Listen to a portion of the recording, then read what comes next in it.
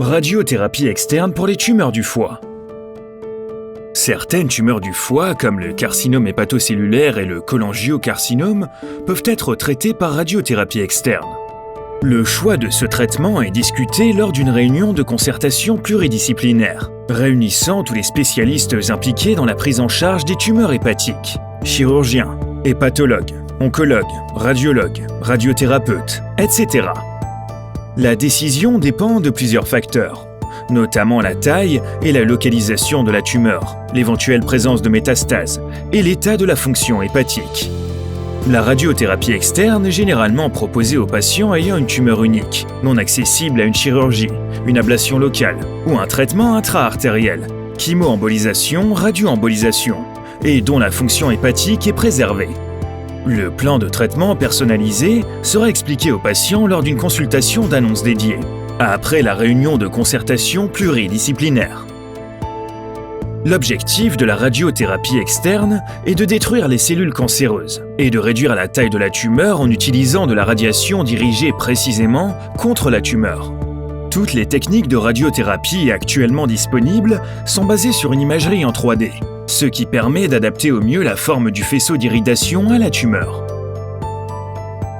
Deux principales techniques existent. La radiothérapie normofractionnée, qui comprend un nombre significatif de séances, parfois adaptées à certaines situations, grande taille de lésion. La radiothérapie stéréotaxique est aujourd'hui la plus utilisée. Cette technique de haute précision permet d'administrer une dose élevée de rayonnement sur la tumeur, tout en réduisant l'iridation des tissus environnants.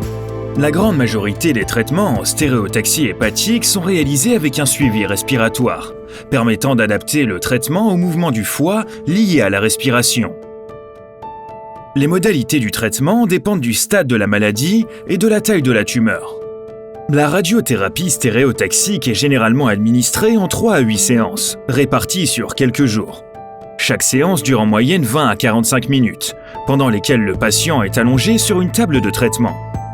L'appareil de radiothérapie délivre alors une dose précise de rayonnement sur la tumeur en tenant compte des mouvements respiratoires si nécessaire.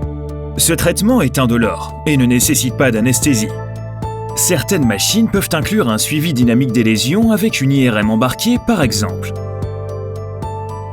Les effets secondaires possibles incluent de la fatigue, des nausées, une perte d'appétit ou des douleurs abdominales.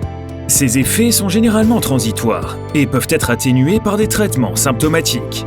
Beaucoup plus rarement, il peut survenir des effets secondaires à type d'insuffisance hépatique, c'est-à-dire un moins bon fonctionnement du foie.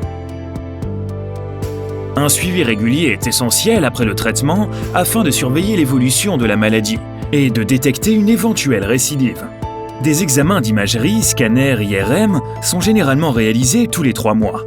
L'efficacité complète du traitement est souvent évaluée entre 3 et 6 mois après la fin des séances, car les effets du rayonnement continuent d'agir après l'irradiation. La radiothérapie externe est une option efficace pour certaines tumeurs hépatiques uniques non accessibles aux autres traitements locaux-régionaux et à la chirurgie.